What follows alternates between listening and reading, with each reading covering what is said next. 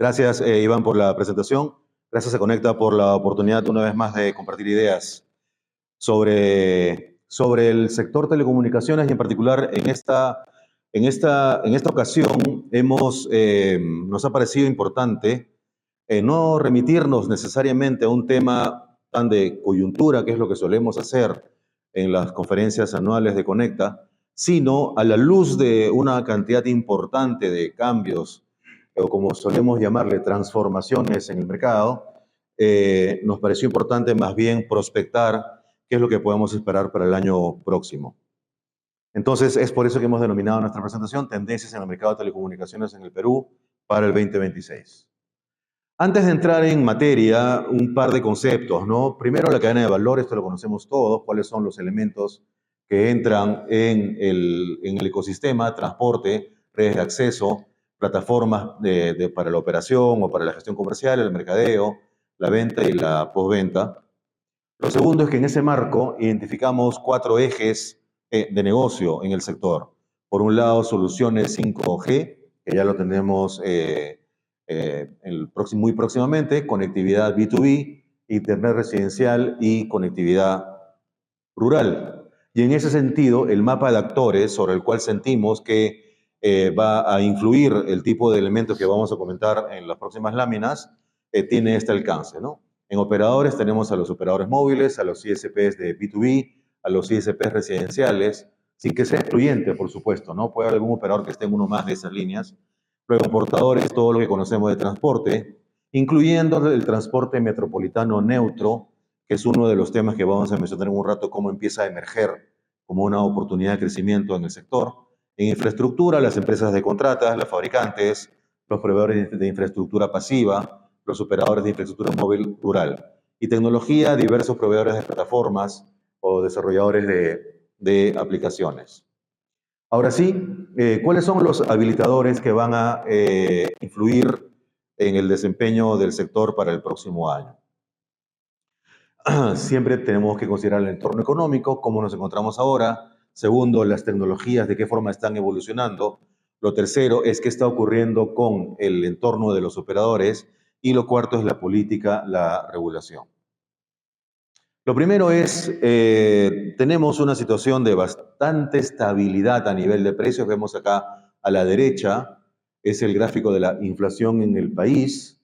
Por supuesto, sabemos que el comportamiento de los precios en el sector de telecomunicaciones es muy diferente, pero a nivel agregado, a nivel macroeconómico, tenemos que, salvo un par de ocasiones, durante los 25 años que lleva el siglo, siempre nos hemos ubicado en el rango entre 0 y 5%. Basta comparar con mercados vecinos en América Latina, en Sudamérica, para reflejar de que estos se encuentran en niveles bastante por debajo de todo el resto de países. Sin embargo, a nivel del PBI, con todas las limitaciones que este indicador tiene, podemos observar algunos ciclos durante el presente siglo. En 24 años tenemos una primera década de crecimiento bastante alto, con un nivel promedio anual entre 5 y 10%. Eso es bastante elevado para el estándar histórico nuestro. Luego bajamos un rango alrededor de 5 o 6, ¿no? Y ya últimamente estamos bastante bajos, alrededor del 2%.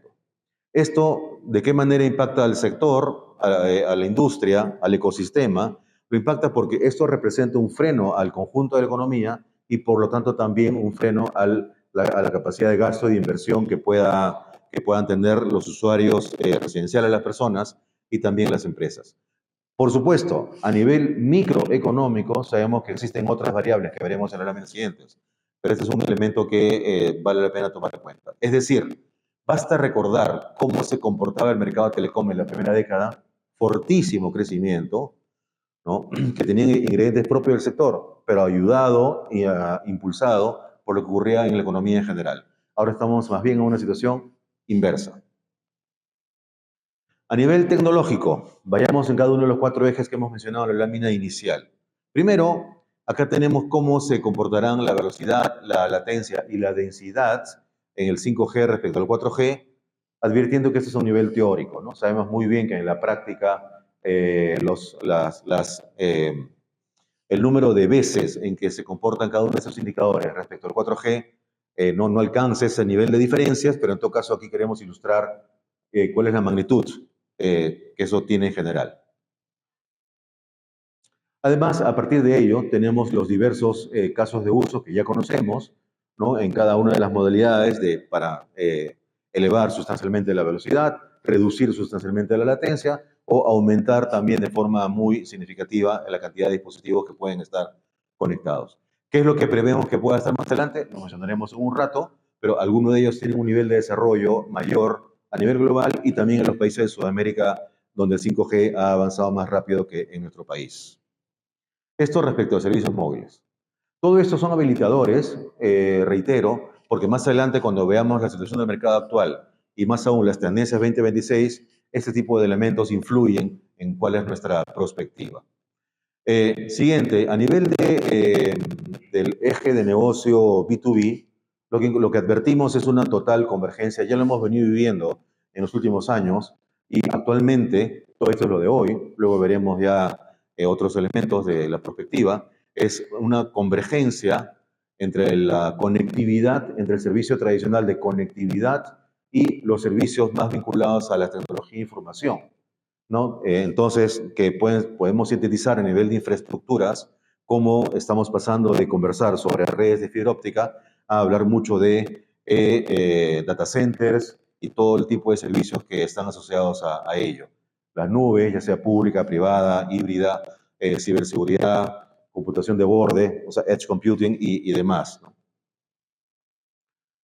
A nivel residencial, la tecnología de GPON ha ido evolucionando. Sabemos que la tecnología de GPON ya tiene una muy buena cantidad de años, pero ha ido desarrollándose de manera progresiva, ¿no? Y últimamente ya tenemos los desarrollos más recientes con la tecnología XGS-PON, ¿no? Que en la medida en que, como bien sabemos, la sustitución de redes es sumamente onerosa, es más utilizada a la fecha, lo que podemos recoger en el mercado peruano, para los nuevos despliegues, ¿no? Pero en todo caso, lo importante aquí es cómo los niveles de velocidad y simetría vienen evolucionando, ¿no?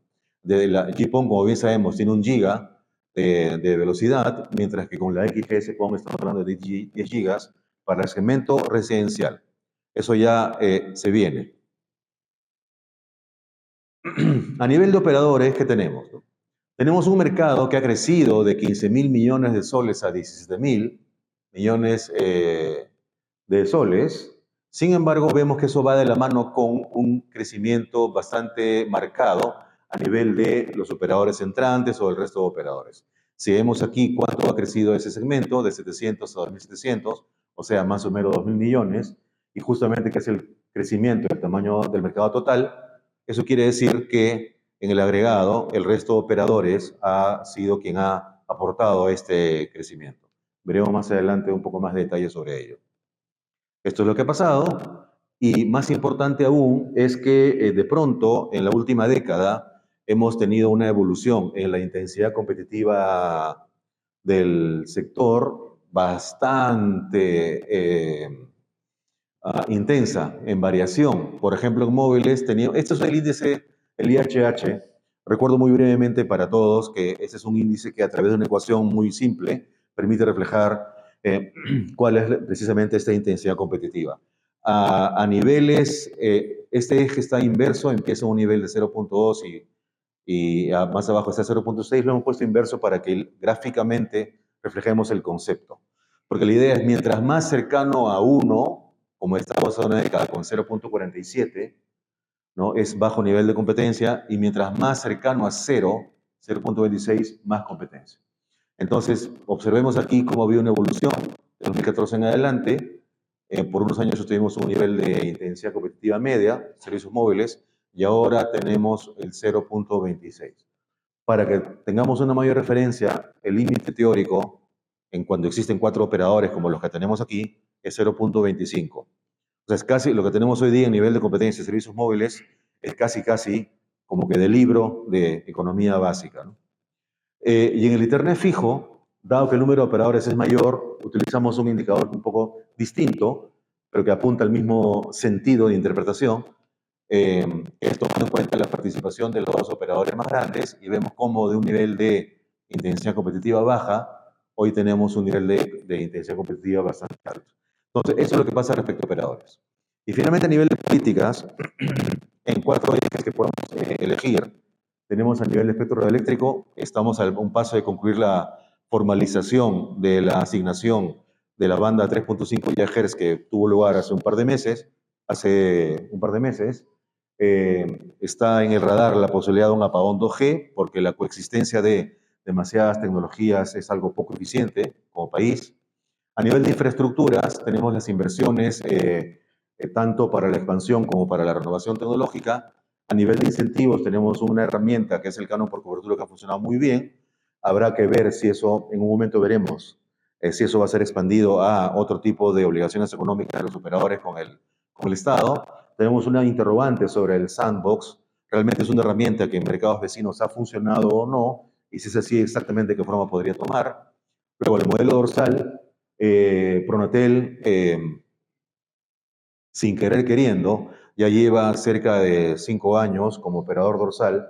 Habrá que ver qué va a ocurrir hacia adelante. Ya no solamente con la red dorsal, nosotros siempre hemos insistido en que el énfasis no debiera ser en el rescate de la red dorsal, sino más bien en la sostenibilidad del modelo dorsal en su conjunto.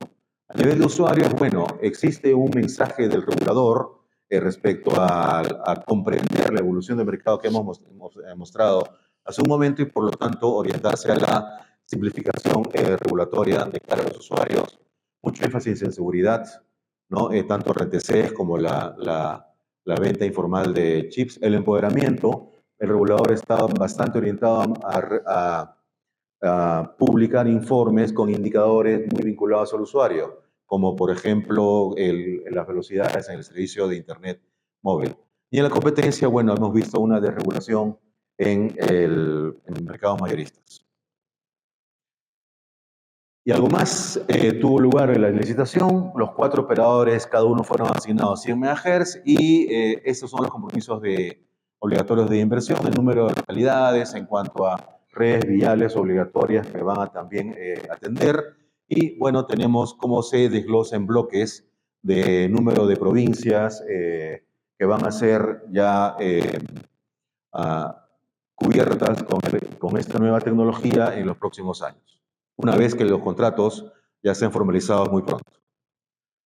Muy bien, estos son los habilitadores, es decir, qué pasa con la economía, qué pasa con las tecnologías, qué pasa con la dinámica de competencia y con la política pública y regulación.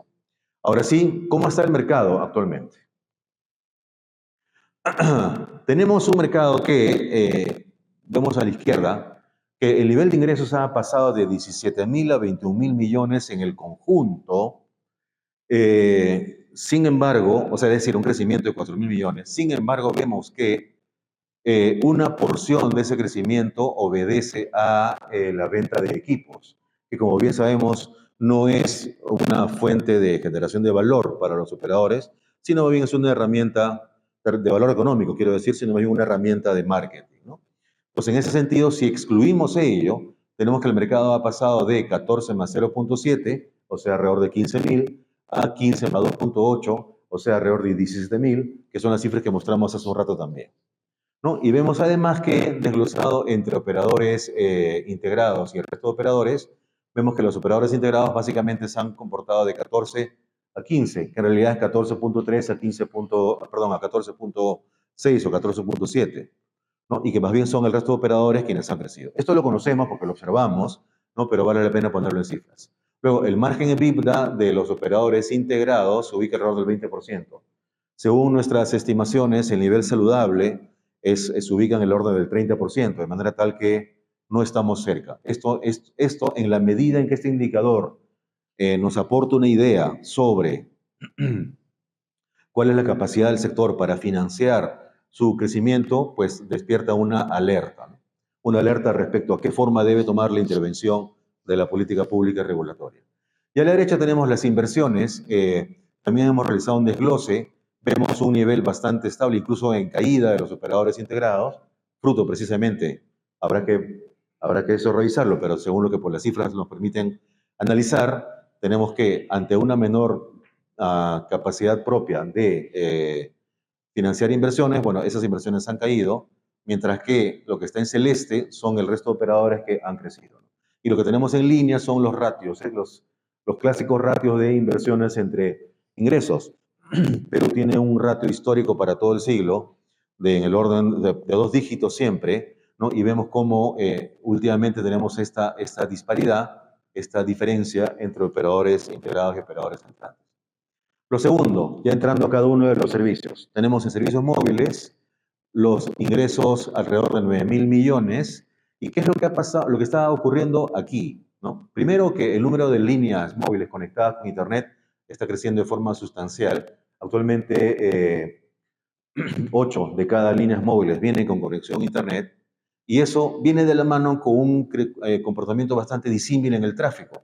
Vemos que a nivel de tráfico de voz ya nos hemos estacionado en el nivel que ustedes pueden ver aquí, mientras que el nivel de consumo, el nivel de descarga de gigas promedio por usuario conectado con el Internet móvil ha subido a un nivel cercano a 20 gigas. Imaginemos eso. Si comparamos con otros mercados en Sudamérica, veremos que estamos a un nivel más alto y sobre todo con un ritmo de crecimiento más alto.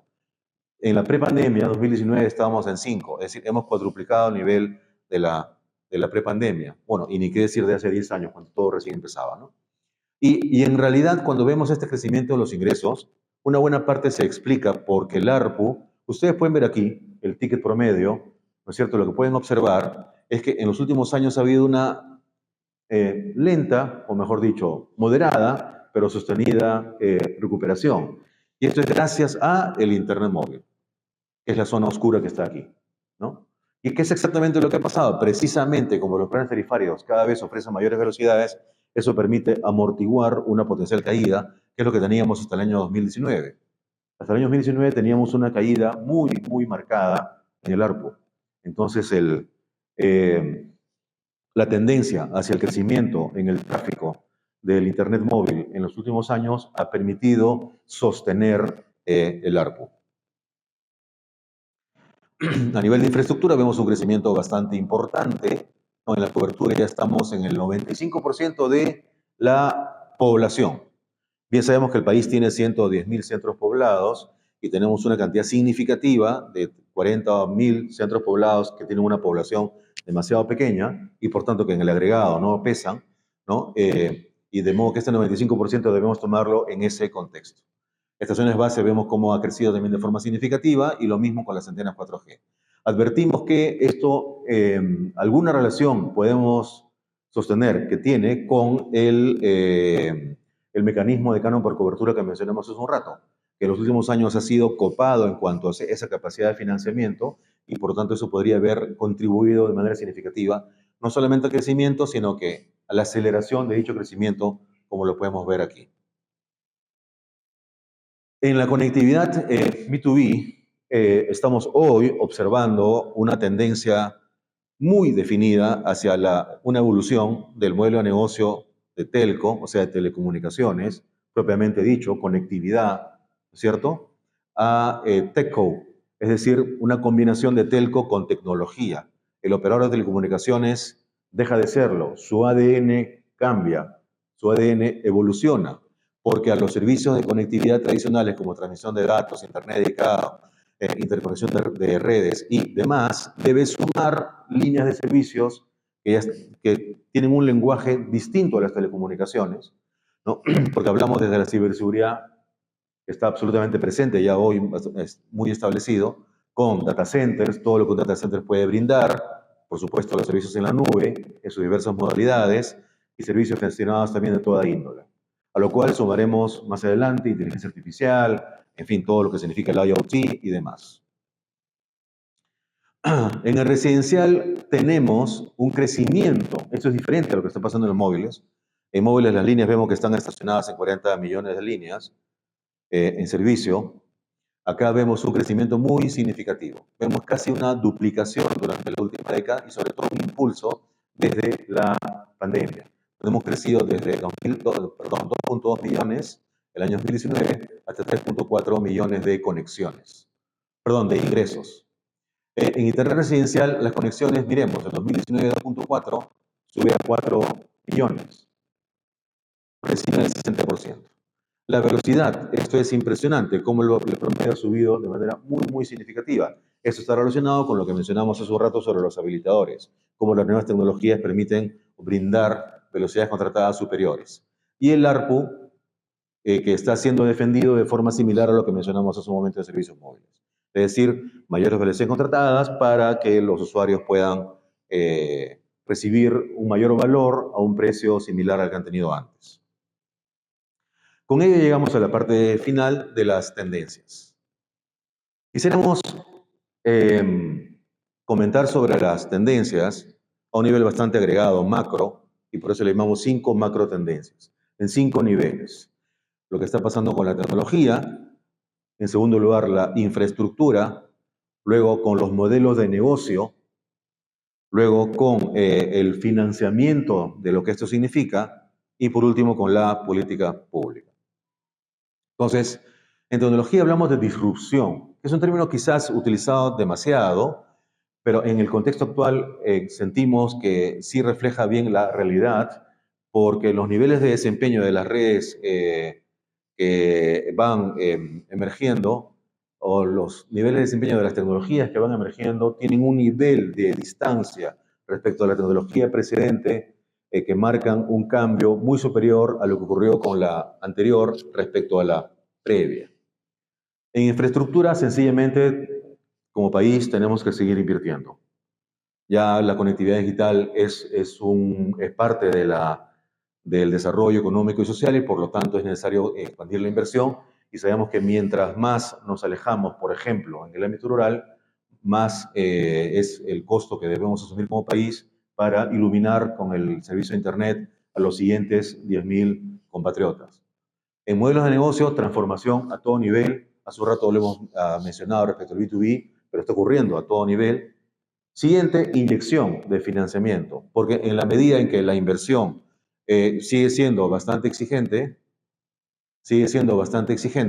entonces el financiamiento tiene que subir. Y si tenemos un entorno competitivo bastante intenso, que ejerce una presión financiera, que estamos mostrando cómo están los niveles de la EBITDA, ¿no? Y demás, y una vez más reitero, esto aplica para los 4 ejes, para 5G, para el B2B, donde hemos visto, por ejemplo, la conformación de alianzas o la incorporación de nuevos accionistas. Un Internet residencial donde tenemos que 4 de los 5 ISP residenciales de mayor tamaño tienen en su accionariado a fondos de inversión.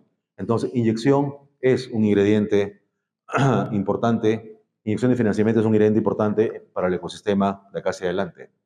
Y en las políticas una absoluta redefinición, porque lo que quisiéramos expresar es que todo lo de las láminas precedentes no hace más que sintetizar que el año 2025 marca la consolidación de la transformación en el mercado que hemos venido observando durante la última década. Entonces, a nivel de la tecnología, bueno, el nivel de disrupción de 5G respecto al 4G va a ser significativamente superior a lo que tuvimos hace una década en el país en 4G respecto a 3G. Por lo tanto, veremos una oferta de servicios radicalmente distinta, surgimiento de servicios que hoy día no existen, algunos casos de uso, como los mencionados en láminas previas, ya han sido desarrollados en otros mercados, habrá que desarrollar productos con sabor local probablemente, en función a la estructura económica de las empresas en el país, o en función a lo que hemos mostrado al inicio sobre cuál es la capacidad de consumo, los patrones de consumo de la población, de las personas, ¿no? Entonces, veremos ofertas de valor previamente inexistentes. En conectividad B2B, observamos un profundo proceso de convergencia tecnológica en los operadores integrados y los ISP B2B como un imperativo de mercado. En Internet residencial, si hace 10 años o incluso hace 5 años estábamos acostumbrados a una velocidad de 100 megas como una velocidad alta, y además luego pasamos a velocidades de 1 giga, muy pronto vamos a acostumbrarnos a velocidades de 10 gigas que además serán simétricos. Finalmente, en conectividad rural, prevemos una mayor presencia del transporte satelital conforme cada vez sea operativamente más complejo atender zonas remotas mediante redes terrestres para expandir la cobertura en más centros poblados. A nivel de infraestructura, en servicio 5G lo más inmediato es que los operadores atiendan los compromisos obligatorios que han asumido a propósito de la reciente licitación de la banda 3.5 GHz hace poco tiempo. Y eso tiene, tal como mencionamos en láminas previas, un cronograma de ejecución que será cumplido de forma progresiva. En conectividad B2B esperamos un fortalecimiento de la capacidad de los operadores para instalar centros de datos y por lo tanto para fortalecer también la oferta de servicios asociados a tecnologías de información. En Internet residencial esperamos un mayor despliegue de redes XGS-PON, sobre todo para nuevas zonas de cobertura. Cuando revisamos cuál es precisamente la cobertura de los ISPs residenciales de mayor crecimiento durante los últimos años, encontramos como común denominador un inicio de operaciones en ciudades fuera de Lima metropolitana y luego una expansión a ciudades vecinas, proceso aún en curso debido a que, a pesar del fuerte crecimiento en Internet residencial que mostramos hace un momento, la penetración de este servicio en el país es aún menor respecto a países vecinos en Sudamérica y por lo tanto registra un potencial de crecimiento adicional todavía significativo.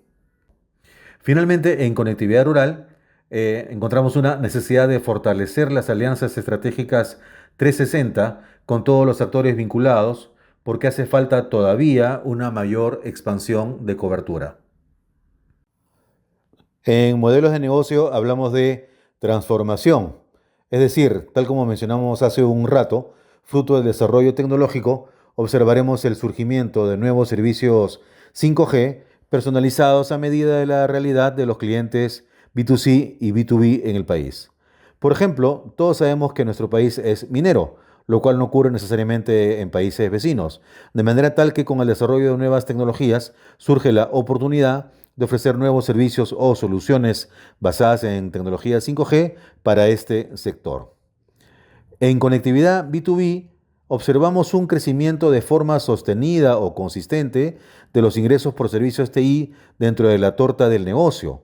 Hoy ya estamos hablando de niveles diferentes en cada ISP, pero que en cada caso se ubican en un rango entre 20, 25 o 30%, que en los próximos años podría seguir subiendo.